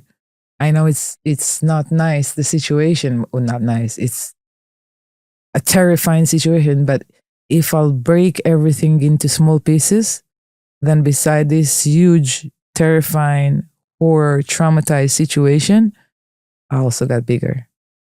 I also became more responsible and to myself, and I also allow myself today to dare more and to dream bigger and to understand my own worth, in front of myself. It doesn't matter who looks at me. Doesn't matter what anyone says about me. Like the biggest thing and I'm still learning it. I will not say I won, but in front of them I won. Today I'm still learning this lesson of it's not downside. It's like I'm way smarter than you. I'm way stronger than you in front of those terrorists, and daily remind myself that I still learn also for them. Like there is a line in Hebrew says, I am teaching from anyone you sent to me, right? They were sent to me. So I'm going to teach from them too, I'm going to learn from them too. I don't know. I don't have a different way to look at that situation just because the journey that I had before. Do you go, I'm sure you do, but I'm curious, do you go through hard days now? Do you have like PTSD of like thinking you're still there when you wake up? Not really. I mean, literally at the beginning, I waited for something to happen.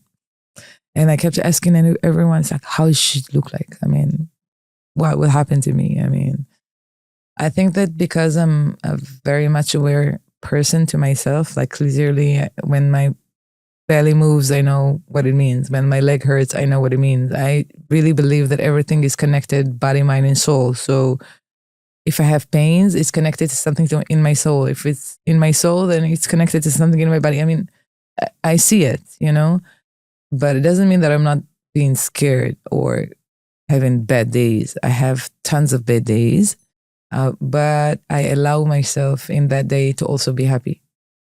You know what I mean? Like when a person is in depression, then is like dedicated to this depression. I know, because I was in those places many years in my life. And I remember that if somebody made me laugh during depression and I smiled, then immediately in my head I was like, why did you smile? Aren't you depressed? Aren't you angry? I mean, you should be sad. Sadness, you don't smile. I mean, stop smiling, But today I understand that maybe now I'm more in my deep insights, and in the next hour I will act stupidly with those two soldiers that became my friends, and we are going to watch a basketball game, and maybe later I'll meet with this fancy girl and I will be more adequate. That's the word. Sure. Yeah. It doesn't matter for me. Everything is a script, eventually the truth, the essence is me with myself, and the end of the night, tongue is in the sky, Everything else is, all these materials and all these things, it's like comes and goes. That's nothing. What is in here? That's like the true essence of my life, Do you ever have survivor's guilt? Yeah, I had it. At the beginning, it was impossible. At the beginning, I made everybody crazy because at the beginning, I remember I chased people. At the first few days, I chased people that, neglected bottles of water and didn't finish them. Like, you're so rude. I mean, you have water, drink it up, And every time I forgot a water bottle in a different room, then this person will come and say, whatever, my sister, my friend, but, oh, don't worry, I'll bring you a new one. It's like, you're mean. I mean, this is mean, And at the beginning, they made me food, but I couldn't eat that much. And I was not allowing them to throw the food away. I mean, basically, we had the same reaction of Holocaust survivors. But it's because I understand it now. It's because why am I to throw this food away when they don't have nothing to eat? you neglect bottles of water when they don't have nothing to drink. And if they have something to drink, it's salty water. And you can drink it. Sometimes it's so bad, you can drink it. I mean, you can throw up from that. So you throw out fresh water. There are people that doesn't have it. And it became more of guilt when I allowed myself, So one day I remember I have a thing with the birthday cakes, but the simple ones, the black ones and it's at the beginning, it's like everybody provides you everything you want. It's everything else they will give you. I mean, food wise, water wise, and everything. So I remember I said, wow, I want this birthday chocolate cake now. And I just said it quietly, This girl jumped from the side, just like, I have a birthday cake. And it's like, okay. Yeah. And I was happy.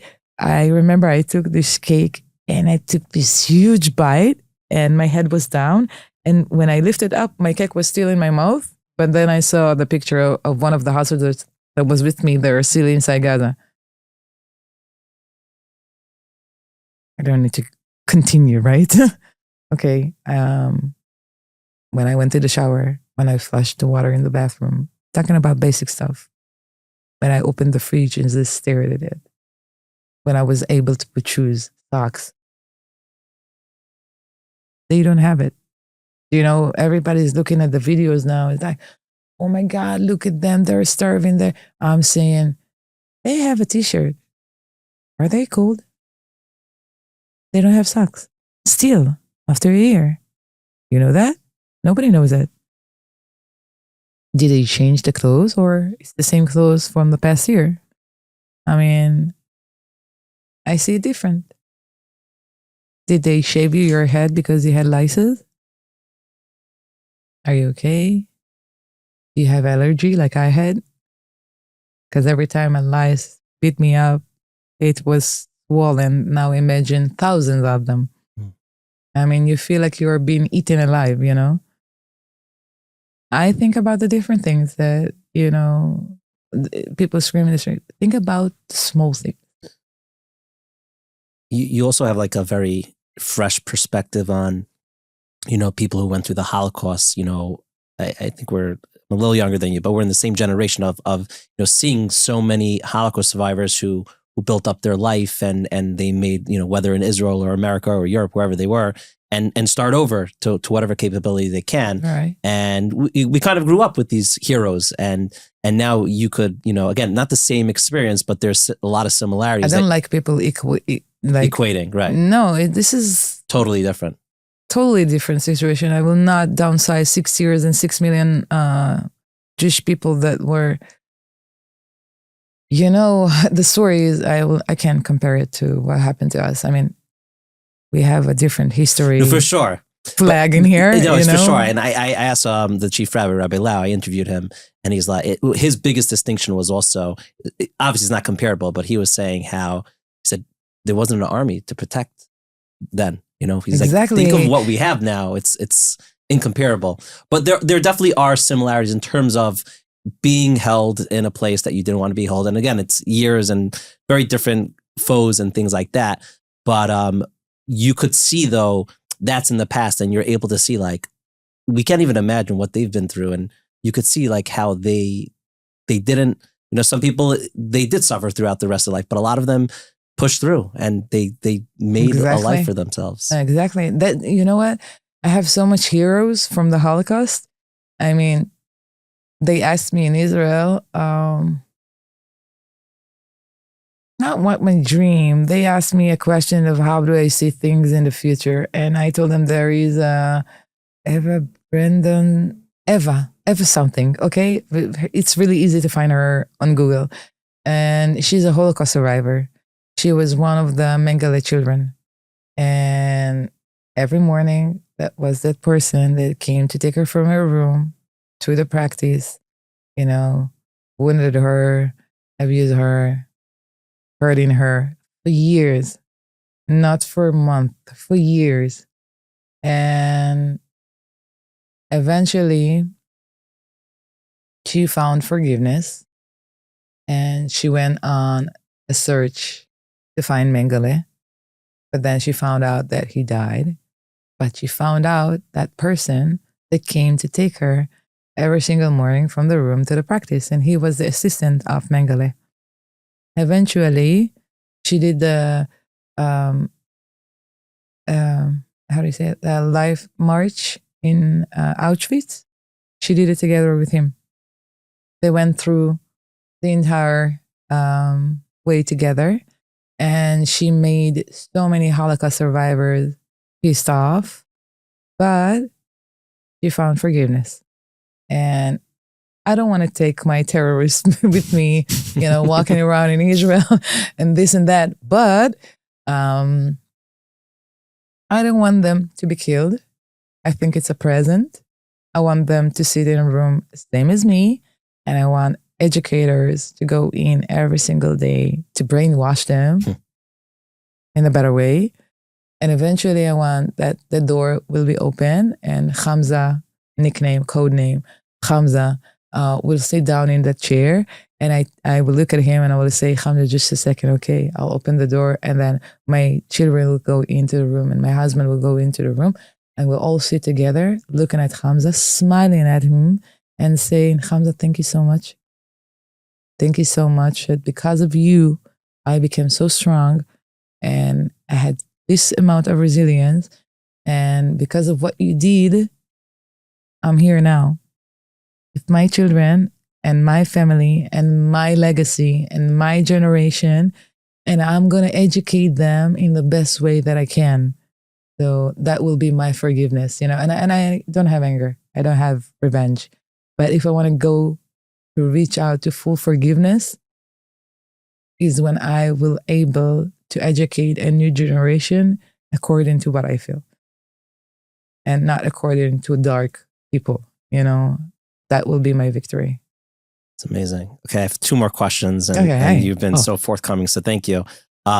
We usually, people watch these interviews and they're usually very evergreen and people can watch it whenever. I don't really relate the time that episode is released because someone could watch it 4 months later. Yeah. But I feel like it's hashgacha pratis that I'm doing this, and we're actually going to be releasing this on Pesach, on Passover. So I'm just curious, do you have a different attitude towards Pesach? Because obviously, obviously, but this is because it's like a joke, It's like we are celebrating freedom. Okay, then don't celebrate. We have 59 more people inside, so you don't have your freedom. But on the other hand, of course, I'm 100 support of us need to keep on with the holidays. But I always say, but me, dear here Stella, will not celebrate that much this year. I am going to say thank you and being grateful that I have the right to be here and be present with this situation again. But I don't feel free because I feel that, every time I celebrate myself, my destination to full healing is when I be in Thailand back again at the same beach and close in a circle. And I will not do this trip, not now, because I know that to do it, I need to release 100% of myself, which means that I need to process any situation that happened to me during captivity, which I didn't do till today. When my mind just goes to 1 minute, I'm going to share with you how I deal with things. 1 minute, if I'll go to that second that the first man grabbed my hand, just that act, it will take me hours just to proceed from this to the other act, because I don't let my father touch me in my hands. Allowing 13 men grab me by the hand will take time to process. And I understand that we are in a time that it doesn't matter, people told me, now you have new hostages came out, they will do the talking. Are you serious? Do you know how huge this world is? Do you know how much awareness do we need to bring to the table? Do you understand that this war will not end even after the last hostage will come back? Do you understand that we have a job now, like a sincere, hard work to make this surface safe again to our own children to come? We still have things to do. And I'm working on it. And take as long as you need. Yeah, but full healing process, not yet. Yeah, I can imagine it could take years, maybe a lifetime. I don't think it will take years. No? No, not for me. Okay, that's I good. really feel that I need to scream for a few days really hard and cry a little bit more. And that's it. Going back to being grateful because, again, I can do it. If I can do it, I'm 100% okay. Like, So what are you waiting for to to finish that healing process? Is it a I can logical break thing? my I can cut off everything now for 2 months and go finding myself Right, in to heal. Thailand. It's not working like that, and I will not feel free. In the right time. No, when the last hostage will come back. And when, and it should be very soon, it should be today. And when that happens, then you're gonna finish your own process. Then I'll start Till you start. my healing process. We don't finish anything. We just start in new circles all the time, you know. I look at everything as a journey now. And everything is a journey. And every journey starts and ends at a point. And every journey takes its turn, you know. So I don't know what will end and start. All I know is that I'm waiting for the last hostage to come so I can release 100% of myself. And I know that my body is kicking. It wants to. I want to grow from this situation. You talk about the Holocaust survivors. I met this amazing Holocaust survivor. He's 101 years old. He came to my lecture and he's just smiling all day. He looks like a little child. He's 101. I mean, you probably did something good in your life if you are smiling. That smile, that sincere smile, not a fake smile, you know? And it's like I always say again, that he chooses, the angel choose when you go to sleep or not, you know, right? So I started the lecture. He hears the positive part. And then when I'm about to reach the violent part, I'm like looking, you know, he's like, oh, he fell asleep. Good. Okay. And then I said all of the bad things, you know, and then I reached again to the more, you know, hope part. And, you know, just like that, I see him waking up, you know. It's like he's well prepared, you know, for life. Like God is protecting him to see only the good in life right now. And I inspire to be in that place, you know. I was very encouraged by, and we'll end with this, that obviously you have every right to not talk to anyone, not even have this conversation, and whatever, you could do whatever you want. But you, not only do you know, you're talking about your experience, which I do think is helping educate people what actually went on, and also to give them chizuk, to give them hope and see like, whoa. But that, I don't remember the exact format, but there was some form of a debate with you and this guy with a mustache, and the son of Hamas was there. And Doyle. Yeah. And it was so inspired me to be like, to see you go up against the ignorant, like the propaganda, like the morons in America. But that's exactly what I'm talking about. If you took 2 minutes before, because the full video is in YouTube, if you see 2 minutes before, then in the crowd, I was so angry. I screamed for the first time in my life, like one scream. I said, what? I remember I screamed it and I said, I don't scream. What did he do? I mean, and then it took me 1 second to understand there is that event was open to both sides. I mean, pro-Palestinian were invited. They didn't came. But then I saw 300 people go mad over one person. No, this is not going to happen. It's not going to happen again, you know?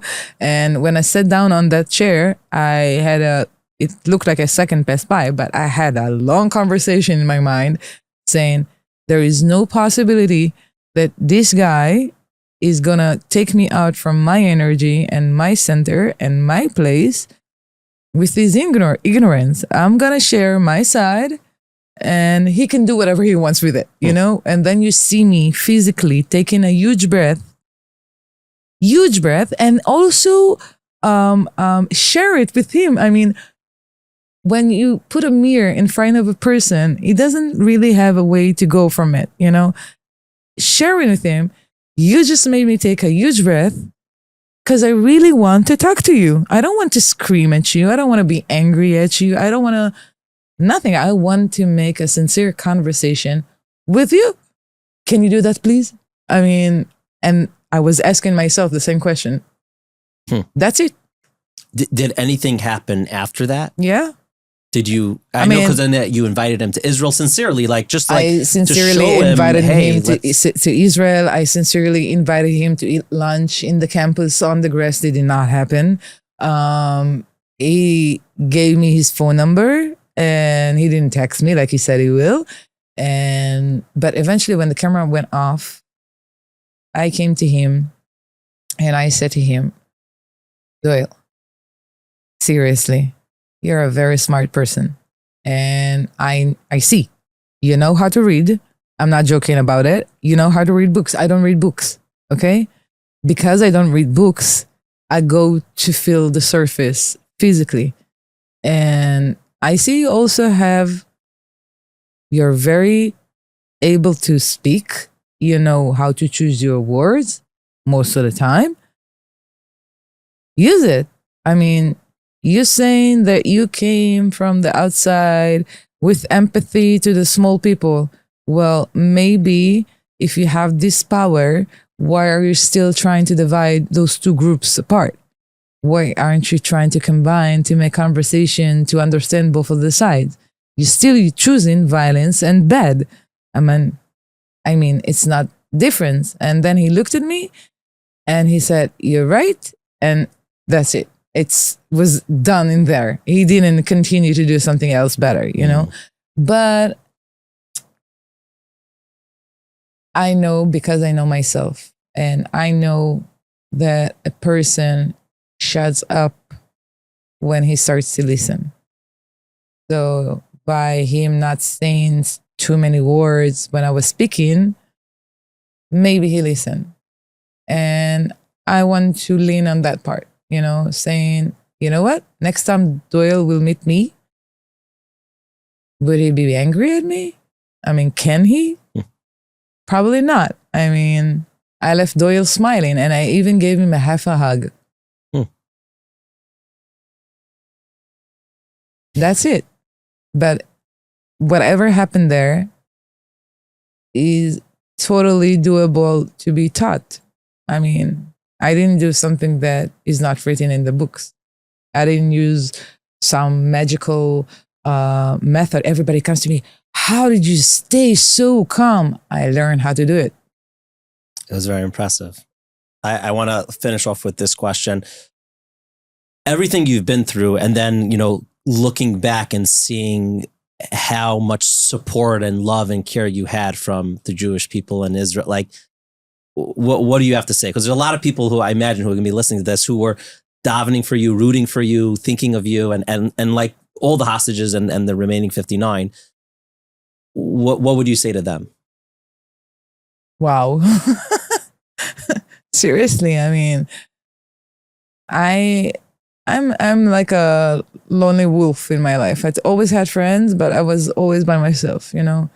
And when I came back to Israel, seeing thousands of people in the streets in the middle of the night, holding Israel flags, celebrating, it fueled me up in such a way. I mean, I do want to see my people like that. I mean, they can be very annoying sometimes. And they can make bad choices sometimes, but they're so good. And most of us, and I say the vast majority, is such beautiful people. And I want to say thank you. It's not just a thank you, it's much more than that. Because every time I come to speak in different communities all over the world, they say, we came to make you strong and then you left us stronger. Yeah. And I say, well, I can't do it without you, you know? I mean, if you didn't came to make me strong, I couldn't do that, right? So I'm just trying to educate people that, you know, every time I hear a change doesn't start with one person. Well, it does. Has to. I mean, if each and every individual will make that change, then life will be better, right? So I have to say thank you. And I also have to say, please try to do it not only in bad times, like try to do it in good times as well. Like that's a job. That's so, you know, like good times, Passover is coming. Don't argue on the table as who's going to sit where and who wore what and what the neighbor brought. And I don't know. And you see this and that and her and they, forget it. Like that's nothing.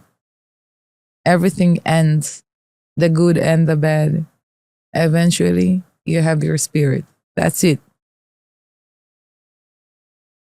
Moran Stela, thank you very much. Thank you so much. Thank you for everything. Wow. If you watched or listened to the entire episode, thank you from me and thank you from Moran Stela. This isn't easy to listen to, but honestly, it's so important. And just know by watching this, you're spreading truth, right? More people are going to watch it now. You're going to talk about it. You're going to share her story. It's really powerful to see Moran Stela to fight to survive, but to continue speaking up and telling her story, that's par to none. I find it remarkable that she went through so much heartache and just developing into finding who she really is and finding herself spiritually. And it's pretty wild that she kind of solidified and really found herself in the worst, you know, conditions. And I think that's a lesson for all of us. You know, we often think that we're going to become the best version of ourselves in the best perfect situation. And Moran Stela proves that you got to be you wherever you are. It wasn't ready yet, but when it is, we'll link her jewelry company below. Reminder to share something encouraging in the comments. And by the way, we don't even talk about this. We get and delete thousands of the most vile anti-Semitic comments on our content. And it's okay. They all get deleted, but it does help when you're part of the good force. So comment below. Let us know what you think. Thank you again to our 4 sponsors, BitBean, PZ Deals, Wheels to Lease, and the book One Day in October. Please check them out. And we're releasing this episode during Pesach, a time where we're celebrating our freedom, but we still have 59 hostages at the time of the recording of this, and they're still in Gaza. So continue to do your stylus, to make noise, to daven, to let the world know, and that we hope that we celebrate soon in Yerushalayim with all of the Jewish people. Remember, inspirations everywhere. I'm Yisrael Chai, L'chaim. Living L'chaim.